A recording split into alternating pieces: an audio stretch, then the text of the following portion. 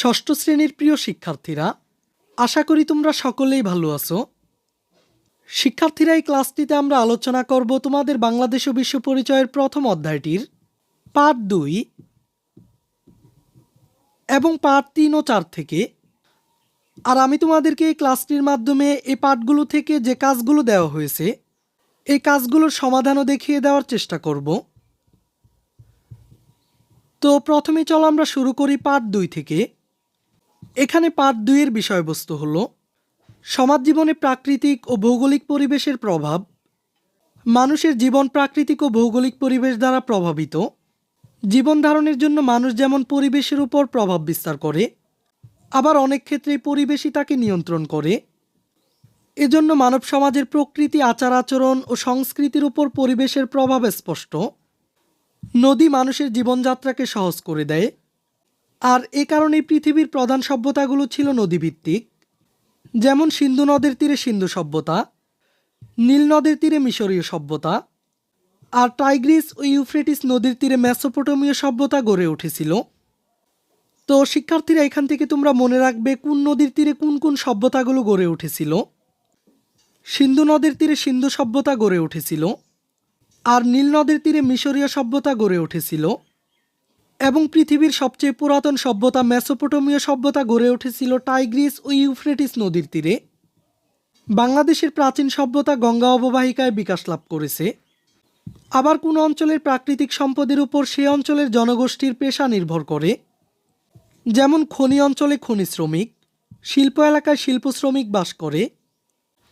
এখানে মূলত বোঝানো হয়েছে অঞ্চলভেদে মানুষের পেশা নির্ভর করে। নদীমাতৃক দেশ বলে বাংলাদেশের বেশিরভাগ অঞ্চলের যানবাহন হচ্ছে নৌকা, লঞ্চ ও স্টিমার। আবার কোনো কোনো এলাকার যানবাহন রেলগাড়ি, বাস, রিক্সা ও গরুর গাড়ি ইত্যাদি। কুটির শিল্প বিকাশেও ভৌগোলিক পরিবেশের প্রভাব রয়েছে। নদীবহুল ও অনুকূল আবহাওয়ার কারণে ঢাকার ডেমরায় তাঁতিরা বাস করে, এবং এখানে বিখ্যাত ঢাকাই শাড়ি বোনা হয়। এখানে বোঝানো হয়েছে কাপড় বোনার জন্য অনুকূল আবহাওয়ার প্রয়োজন হয়, আর যেহেতু ঢাকার ডেমরায় অনুকূল আবহাওয়া রয়েছে তাই তাঁতিরা সেখানেই বাস করে, আর সেখানে বিখ্যাত ঢাকাই শাড়ি বোনা হয়। আর রাজশাহীতে রেশমি শাড়ি তৈরির জন্য বস্ত্রশিল্প গড়ে উঠেছে, কারণ এই অঞ্চলে তুঁত গাছ জন্মে এবং তুঁত গাছে রেশম কীট বাসা বাঁধে। ফরিদপুরের খেজুর গুড়, মুক্তাগাছার মন্ডা, টাঙ্গাইলের শাড়ি, সুন্দরবনের মধু, সিলেটের শীতলপাটি প্রভৃতি ওইসব এলাকার ভৌগোলিক পরিবেশের সাথে সম্পর্কিত। তো এখানে তোমরা মনে রাখবে কোন কোন অঞ্চলে কোন কোন জিনিসগুলো বিখ্যাত।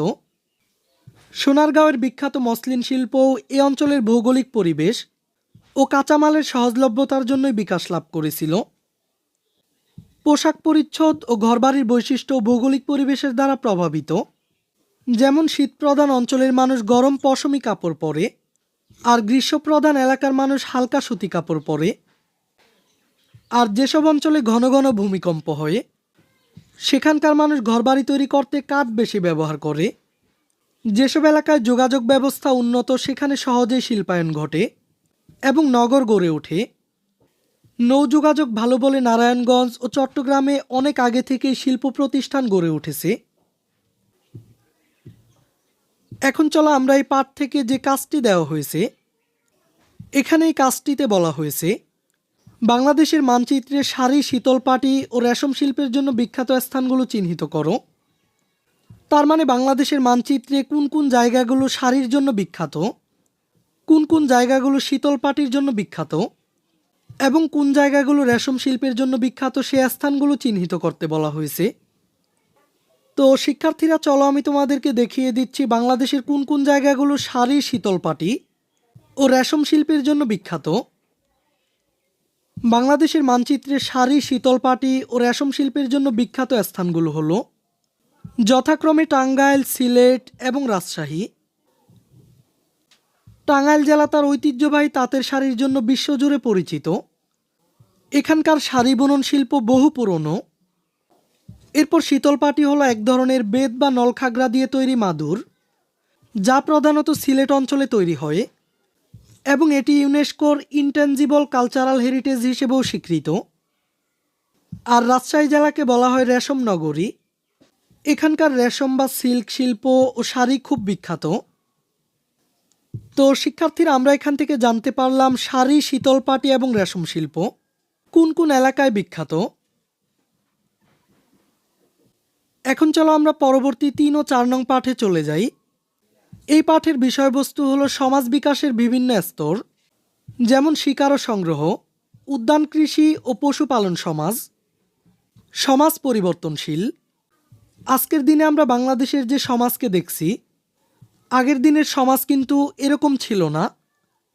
এর মানে হচ্ছে বর্তমানে আমরা বাংলাদেশে যেরকম সমাজে বসবাস করছি, পূর্বে কিন্তু সমাজ এরকম ছিল না।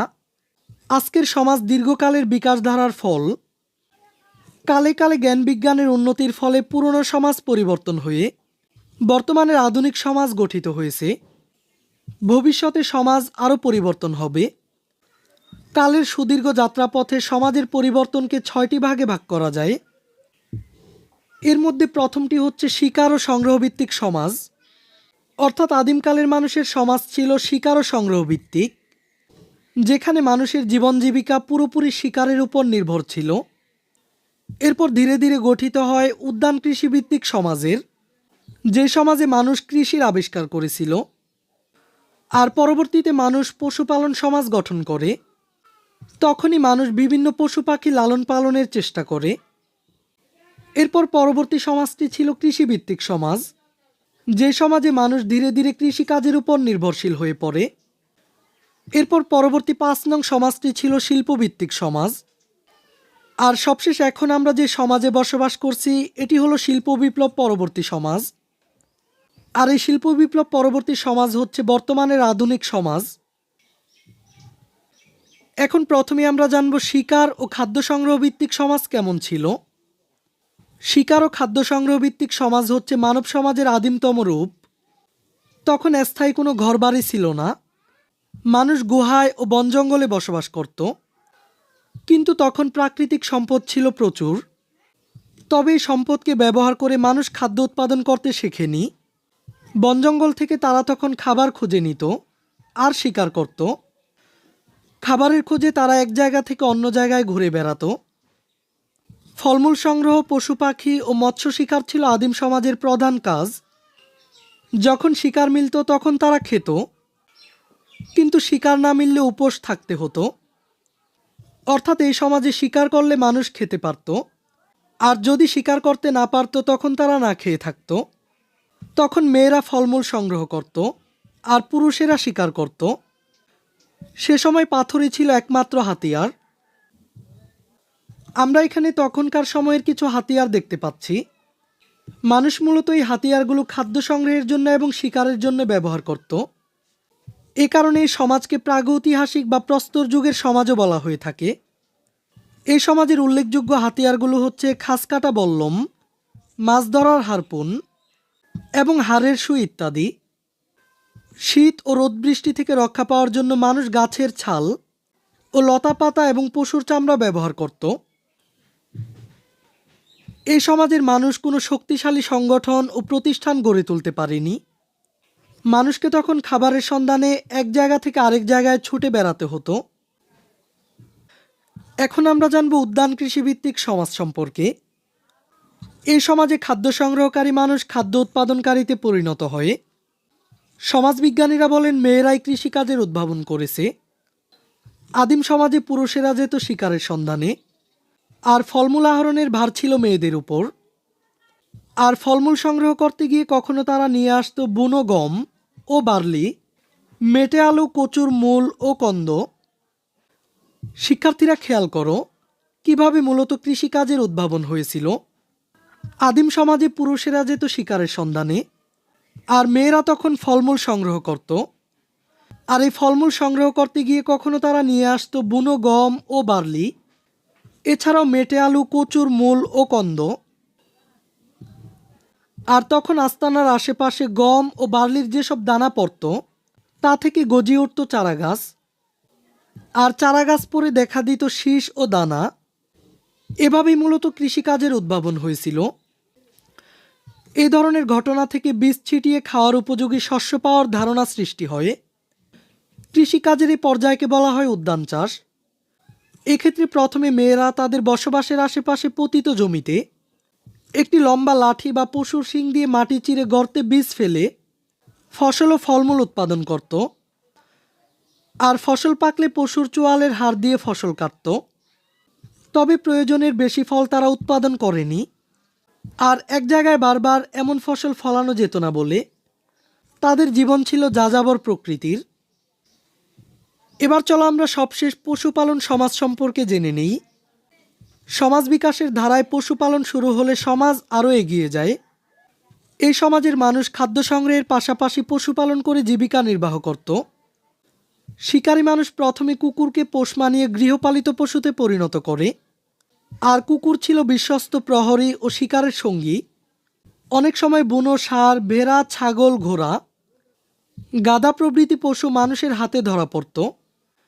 সেগুলোকে তারা ধরে এনে বেঁধে রাখত। আর এগুলোই ছিল তাদের জীবন্ত খাদ্যভাণ্ডার। শিকার না মিললে এগুলোকে বধ করে আহার করত। এরপর মানুষ ক্রমেই বুঝতে পারে যে গরু, ছাগল, ভেড়াকে না মেরে এগুলোকে বাঁচিয়ে রাখলে বেশি লাভজনক হবে। যেমন প্রতিদিন দুধ ও বছর বছর বাচ্চা পাওয়া যাবে। চামড়া ও পশমকে বিভিন্ন কাজে ব্যবহার করা যাবে। এভাবে সমাজে গৃহপালিত পশুর সংখ্যা বেড়ে তা মানুষের সম্পদে পরিণত হয়। এই সমাজে মুদ্রার প্রচলন তখনও হয়নি, তবে দ্রব্য বিনিময় প্রথার উদ্ভব ঘটে। এর মানে হচ্ছে তখন তারা কোনো কিছুর বিনিময়ে কোনো কিছু পেত। তখন মানুষ একজনের পণ্যের সঙ্গে অন্যজনের পশু কিংবা অন্য কিছু বদল করত। তবে আদিম সমাজের মতো এ সমাজের মানুষও যাযাবর জীবনযাপন করত। তো এখন চলো আমরা দেখে নেই এই পাঠ থেকে আমাদেরকে কোন কাজটি দেওয়া হয়েছে। কাজটি হলো দলে ভাগ হয়ে উপরে উল্লেখিত 3টি সমাজের বৈশিষ্ট্য চিহ্নিত করে উপস্থাপন করো। তার মানে আমরা উপরের যে 3টি সমাজ সম্পর্কে জানতে পারলাম, এখন আমাদেরকে এই 3টি সমাজের বৈশিষ্ট্য চিহ্নিত করে উপস্থাপন করতে হবে। তো চলো আমরা এই কাজটির একটি সমাধান দেখে নিই। প্রথমেই ছিল শিকার ও খাদ্য সংগ্রহ ভিত্তিক সমাজ। এই সমাজের প্রধান বৈশিষ্ট্যগুলো হলো, প্রথমেই রয়েছে বাসস্থান। তখন স্থায়ী কোনো ঘরবাড়ি ছিল না। মানুষ গুহায় ও বন জঙ্গলে বসবাস করত। আর খাবারের খোঁজে তারা এক জায়গা থেকে অন্য জায়গায় ঘুরে বেড়াতো। এরপর খাদ্য সংগ্রহ। প্রাকৃতিক সম্পদ থাকলেও মানুষ খাদ্য উৎপাদন করতে শেখেনি। তখন মানুষ বন জঙ্গল থেকে খাবার খুঁজে নিত এবং শিকার করত। এরপর ফলমূল সংগ্রহ, পশু পাখি ও মৎস্য শিকার ছিল তাদের প্রধান কাজ। সে সময় পাথরই ছিল একমাত্র হাতিয়ার।